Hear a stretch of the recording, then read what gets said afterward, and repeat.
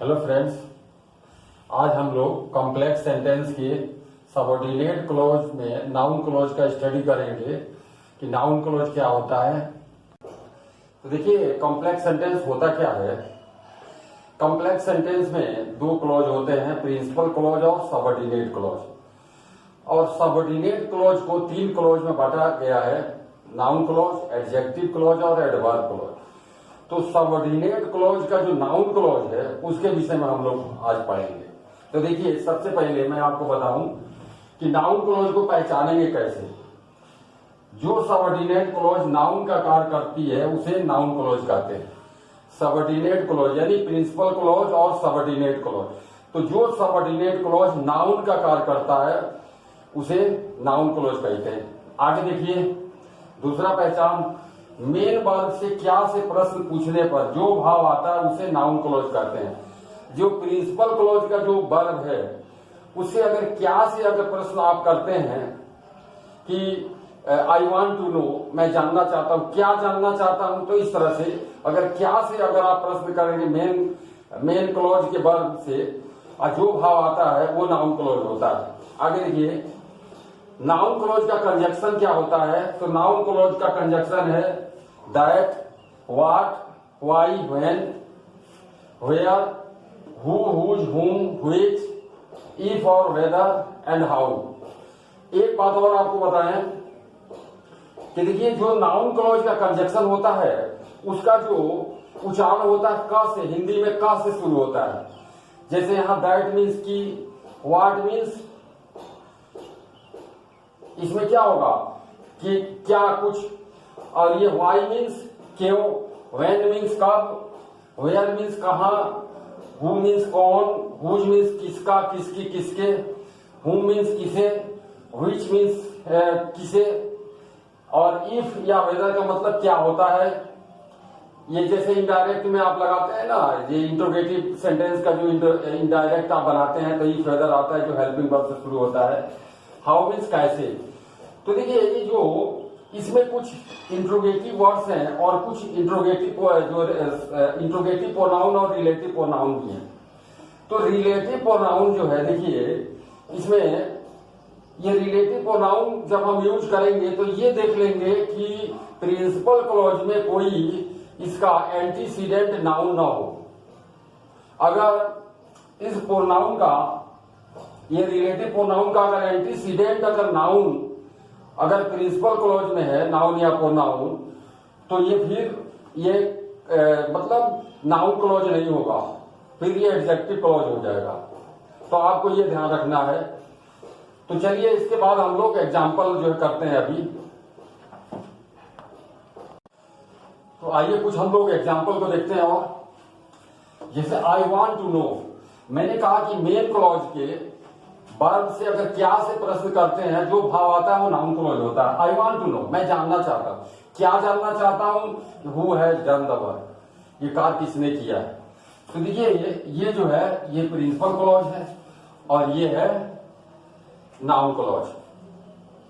अब देखिए, अब इसमें नाउन क्लॉज का कंजक्शन क्या है। देखिए, ये रिलेटिव प्रोनाउन है, लेकिन ये रिलेटिव प्रोनाउन है, लेकिन यहां ये रिलेटिव प्रोनाउन इसको नहीं मानेंगे। क्यों? क्योंकि इसका एंटीसीडेंट नाउन इसमें नहीं है। Relative pronoun who, whose, whom, which तभी माना जाएगा जब इसका नाउन जो है पहले सेंटेंस में या प्रोनाउन हो, तब ये रिलेटिव प्रोनाउन माना जाएगा। ये इंट्रोगेटिव वर्ड्स है सिर्फ यहां। दूसरा है I want to know where she lives. अब देखिए, वेयर शी लिव्स ये नाउन क्लॉज है, आई वांट टू नो ये प्रिंसिपल क्लॉज हो गया। इसी तरह आई होप, और ये दैट इट वाज ट्रू, ये क्या है, ये नाउन क्लॉज है, ये प्रिंसिपल क्लॉज। यू सेड, और that he was busy, you said, तुमने कहा, क्या कहा, कि वह बिजी था। देखिए, ये प्रिंसिपल क्लॉज, ये सबऑर्डिनेट क्लॉज। इसी में I think that it is wrong, तो आई थिंक ये प्रिंसिपल क्लॉज, ये नाउन क्लॉज।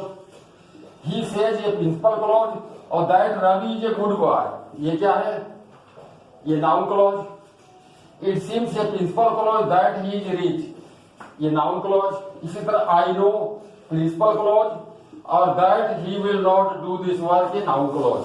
इसी तरह आई थिंक प्रिंसिपल क्लॉज और दैट शी वाज रॉन्ग, ये नाउन क्लॉज। अब आपको इतना एग्जांपल ये समझ में आ गया होगा। एक बात और बताएं हम कि देखिए ये नाउन, जो नाउन क्लॉज है ये 3-4 तरह से काम करता है। अगर ये प्रिंसिपल क्लॉज के बाद में अगर आता है तो उसको ऑब्जेक्ट टू द वर्ब बोलते हैं, और अगर यही प्रिंसिपल क्लॉज के पहले आ गया तो सब्जेक्ट टू द वर्ब हो जाएगा। अगर कोई प्रीपोजिशन से अगर जोड़ते हैं तो ऑब्जेक्ट टू द प्रीपोजिशन। तो इस तरह से ये देखिए पहले प्रिंसिपल क्लॉज है और बाद में क्या आया है, नाउन क्लॉज है। तो ये क्या है, ऑब्जेक्ट टू द वर्ब है। ये जो वर्ब है इसका ये ऑब्जेक्ट के रूप में है। माने नाउन क्या होता है, नाउन मतलब जो है ये ऑब्जेक्ट के रूप में है, ये ऑब्जेक्ट का काम करता है ये।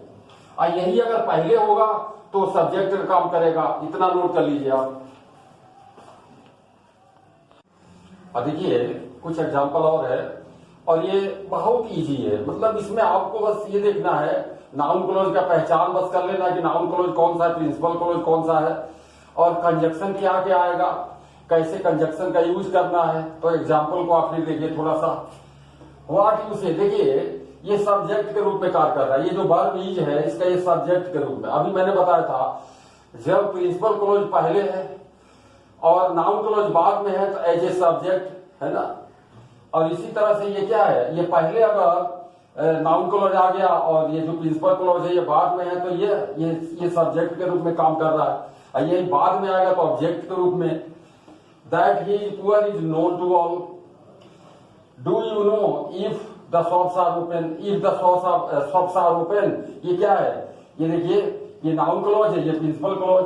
कैन यू से, ये प्रिंसिपल क्लॉज, ये noun clause. I do not no, ये प्रिंसिपल क्लॉज, ये जो है नाउन क्लॉज। फॉर वेदर भी आता है इसमें। इसी तरह से देखिए अब ये प्रीपोजिशन है, please pay attention to what he says. अब ये देखिए ये ऑब्जेक्ट टू द प्रीपोजिशन से ये जोड़ा गया है। Please pay attention to what I am going to say, कृपया ध्यान दीजिए जो कुछ मैं कहने जा रहा हूं। अब ये जो है इस तरह से और भी है, जैसे आई do not know when he will कम। अब जैसे आपको अगर जोड़ना है, आई do not know the time he will come from school. तो अब देखिए जब इसको आप जोड़ेंगे नाउन क्लॉज से तो टाइम को हटा देंगे। I do not know when he will come from school. अब इसे I do not know the reason the child is crying, तो I do not know reason को हटा देंगे, वाई लगा देंगे रीजन के लिए, why the child is crying. इस तरह से बहुत आसान है। जैसे और भी है, जैसे और भी देख लीजिए इसमें। जैसे अब सेंटेंस आपको जोड़ना है, it is certain, it is certain he will win the match, he will win the match. एक बहुत सरल आपको तरीका और मैं बता रहा हूं, नाउन क्लॉज, एडजेक्टिव क्लॉज या एडवर्ब क्लॉज या कंपाउंड सेंटेंस, कुछ भी अगर आपको अगर सिंपल को जोड़ के ये बनाना है तो आप हिंदी में सेंटेंस का अर्थ पहले हिंदी में आप जरूर समझ लेंगे। इट इज सर्टेन, ये निश्चित है, और he will win the match, वो मैच जीत लेगा। तो देखिए कौन पहले आएगा कौन बाद में आएगा। अगर ये उल्टा अगर सेंटेंस आप जोड़ेंगे तो अर्थ क्लियर नहीं होगा। जैसे ये निश्चित है कि वो मैच जीत लेगा, और यही आप अगर उल्टा जोड़ देंगे कि वह मैच जीत लेगा कि यह निश्चित है, तो ये सेंटेंस उल्टा हो रहा है। तो आप हिंदी में जब भी आप कॉम्प्लेक्स या कंपाउंड सेंटेंस बनाने जाइए, जोड़ने जाइए, तो जो सिंपल सेंटेंसेस दिया है उसको आप हिंदी में पहले सभी सेंटेंस का मीनिंग समझ लीजिए, और फिर आप जोड़ेंगे तो पता चल जाएगा कौन सा कंजक्शन आ रहा है। अगर टाइम को शो कर रहा है तो मतलब व्हेन आप लगाएंगे, रीजन को तो वाई लगाएंगे, प्लेस को तो वेयर लगाएंगे। इस तरह से आपको अपने आप मालूम हो जाएगा दैट कहां आएगा। तो इसी तरह देखिए कैसे जोड़ेंगे, इट इज सर्टेन दैट, ये जो है ये पहले आएगा, it is certain that, it is certain that he will win the match, he will win the match. अब देखिए कैसे, यह निश्चित है कि वो मैच जीत लेगा। कोई भी आप सेंटेंस जब जोड़ने जाएंगे, कॉम्प्लेक्स बनाने जाएंगे, कंपाउंड बनाने जाएंगे, तो सिंपल सेंटेंस से जो भी दिया है उसका आप पहले मीनिंग हिंदी में जरूर समझ लीजिए। अगर मीनिंग आप नहीं समझेंगे तो आपको जोड़ने में मतलब कठिनाई होगी।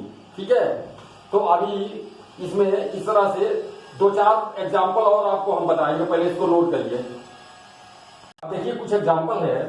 एवरीबडी नोज इट, प्रत्येक आदमी इसे जानता है कि he is going to Kanpur. प्रत्येक आदमी यह जानता है कि वो कानपुर जा रहा है। देखिए अब की का सेंस आ गया ना अपने आप। जब आप हिंदी में आप समझेंगे तो अपने आप जुड़ जाएगा, कंजक्शन भी मालूम हो जाएगा।